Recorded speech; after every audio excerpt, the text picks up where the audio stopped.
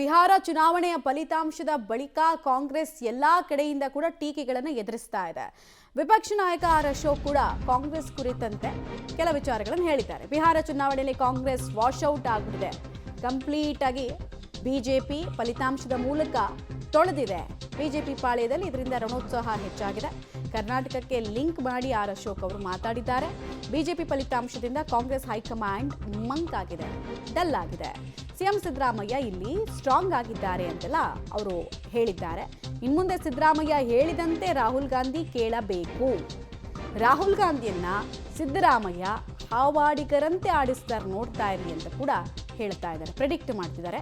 ಡಿ.ಕೆ. ಶಿವಕುಮಾರ್ ಅಂದುಕೊಂಡಂತೆ ಯಾವ ಬದಲಾವಣೆ ಕೂಡ ಆಗಲ್ಲ ಅಂತ ಕಾಂಗ್ರೆಸ್ನ ಪ್ರಸ್ತುತ ಪರಿಸ್ಥಿತಿ ಹಾಗೂ ರಾಜ್ಯ ಕಾಂಗ್ರೆಸ್ನ ಪರಿಸ್ಥಿತಿಗೆ ಪ್ರತಿಕ್ರಿಯೆ ಕೊಟ್ಟಿದ್ದಾರೆ.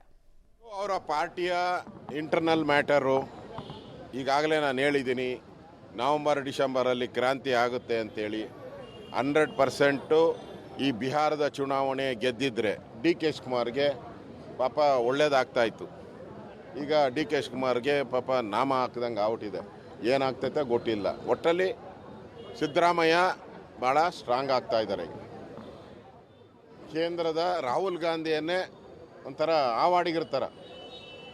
ಆವಾಡಿಗಿರ್ತಾರ ಅವನ ಆಡಿಸೋವಂಥದ್ದು ಹೆಂಗೆ ಅಂತೇಳಿ ಸಿದ್ದರಾಮಯ್ಯನಿಗೆ ಗೊತ್ತಿದೆ. ಯಾಕೆಂದರೆ ಎಲ್ಲ ಪಾರ್ಟಿ ನೋಡಿ ಬಂದವ್ರೆ, ಅವ್ರು ಜನತಾದಳ ಇವು ಕಮ್ಯುನಿಸ್ಟು ಏನೇ ನಾವೆಲ್ಲ ನೋಡಿ. ಈ ಕಾಂಗ್ರೆಸ್ಸನ್ನು ರಾಹುಲ್ ಗಾಂಧಿ ಇದಾರಲ್ಲ ಹಂಗೆ ಆಟ ಆಡಿಸ್ತಾರೆ. ಅವರು ಪುಂಗಿ ಊದ್ಕೊಂಡು ಇನ್ನೇನಿದ್ರು ಇಷ್ಟು ದಿನದಿಂದ ರಾಹುಲ್ ಗಾಂಧಿ ಮಾತು ಸಿದ್ದರಾಮಯ್ಯ ಕೇಳಬೇಕಾಯ್ತು. ಇನ್ನು ಮುಂದೆ ಅಭಿ ಚಾಲು ಹೋತಾ ಹೈ. ಇಸ್ಕೆ ಬಾತ್ ಕರೆಕ್ಷನ್, ಇಸ್ಕೆ ಬಾತ್ ಸಿದ್ದರಾಮಯ್ಯ ಮಾತನ್ನು ರಾಹುಲ್ ಗಾಂಧಿ ಕೇಳಬೇಕು.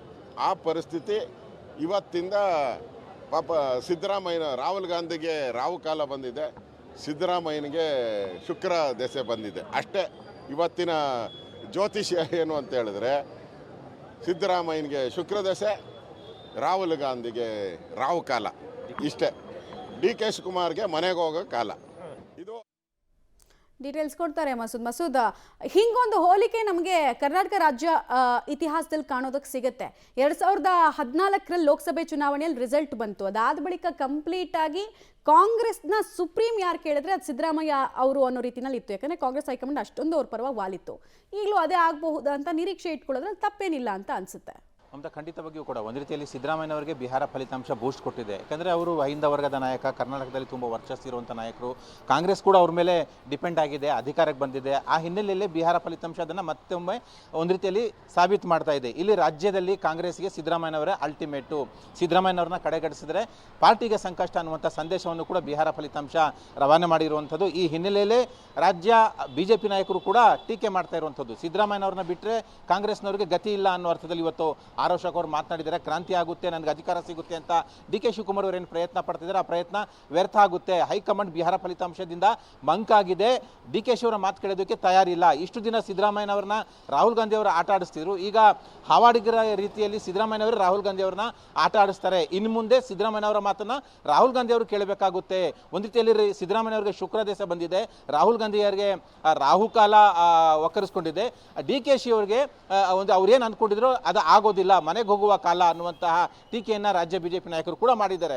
ಒಂದು ರೀತಿಯಲ್ಲಿ ಬಿಹಾರ ಫಲಿತಾಂಶ ಆ ಥರದ ಚಿತ್ರಣವನ್ನು ಇಲ್ಲಿ ರಾಜ್ಯ ಕಾಂಗ್ರೆಸ್ನಲ್ಲೂ ಕೂಡ ಉಂಟು ಮಾಡಿರುವಂಥದ್ದು. ಸಿದ್ದರಾಮಯ್ಯನವರೇ ಅಲ್ಟಿಮೇಟ್ ಅನ್ನುವಂಥದ್ದು. ಜೊತೆಗೆ ರಾಜ್ಯ ಕಾಂಗ್ರೆಸ್ ವಿಚಾರದಲ್ಲಿ ಹೈಕಮಾಂಡ್ ಕೂಡ ಆತುರವಾಗಿ ಯಾವುದೇ ತೀರ್ಮಾನ ಕೈಗೊಳ್ಳಬಾರದು ಅನ್ನುವಂಥ ಒಂದು ಸಂದೇಶ ಕೂಡ ರವಾನೆ ಆಗಿರುವಂಥದ್ದು. ಹಾಗಾಗಿ ಕಾದು ನೋಡಿ ಎಚ್ಚರಿಕೆ ನಡೆ ಇಡೋದಕ್ಕೆ ಕಾಂಗ್ರೆಸ್ ಹೈಕಮಾಂಡ್ ತೀರ್ಮಾನ ಮಾಡಿದೆ ಅಂತ ಕೂಡ ಹೇಳಲಾಗ್ತಿದೆ. ಮಮತಾ, ರೈಟ್, ಧನ್ಯವಾದ ತಮ್ಮ ಮಾಹಿತಿಗಾಗಿ ಮಸೂದ್.